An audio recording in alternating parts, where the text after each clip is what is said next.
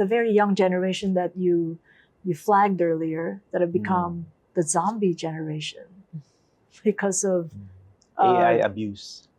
AI abuse. What would you recommend they do? I think the general theme is that we want productivity.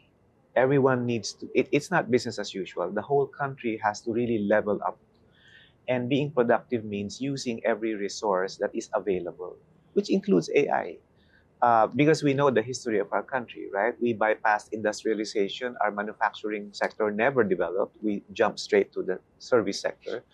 But since we're known everywhere as a service provider, AI can actually help augment our abilities to be productive.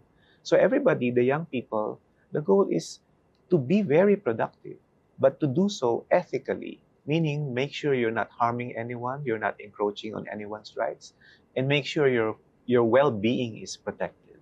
Because if you misuse these technologies, they can really harm people, and they have been shown in some cases to be harmful. But when we ride a car, we know that the brakes are well developed, that the exhaust does not go inside the car, it goes outside, right? And even the exhaust going outside, we don't use leaded fuel anymore.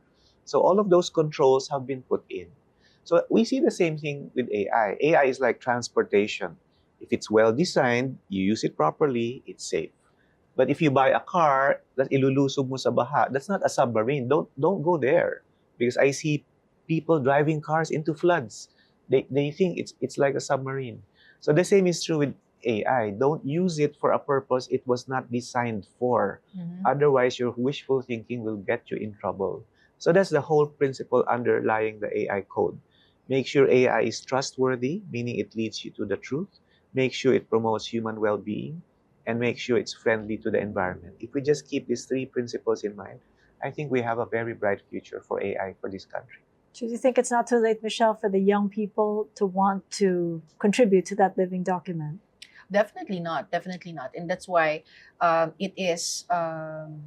It includes them. The ecosystem includes them, and we want them to be involved, right? And then I was gonna say also that we reach out to community, to tech communities. So these are self-organizing individuals who want to be in the tech space after they graduate from school, or maybe after senior high school, they already want to be part of the AI industry. We encourage them to be part of the AAP. Of course, they're usually libre ba kasi estudyante. Right? We encourage Student them rate. to be part of to be involved, right? So code of ethics, I think that's a good next step, because we're planning these focus group discussions, as I mentioned, per sector. So maybe we can have a youth sector first. Yes. Yeah. Right? Because we have that forums in our university all the time. Yes. Because we're dealing with the cheating issue, as everybody knows, right? This is a problem everywhere. In fact, in Oxford, all exams now by some teachers are all handwritten now in the classroom. And of course, we are not going to that extreme, but we've already had to dialogue with student leaders, even student government, to help promote the idea that this can be used for very productive things. But if you misuse this when you graduate, you will not be worth your degree. And that's why you have to really engage. And let's face it, we have one of the youngest populations in the world. Our median age is about 24, 25, I think, among the 5 youngest. So our young people are really the heaviest users of AI. Therefore, their voice is very important. Yeah. But we also have to attend to their insecurities, their mental health challenges, because they constantly are being compared. So they think if somebody's using it, even though unethically, I have to do the same thing. So we have to give them the moral courage to say, well, I want to be fully developed when I graduate. I don't want to be using AI as a crutch. I want to use it as an augmentation of myself to help multiply my skills.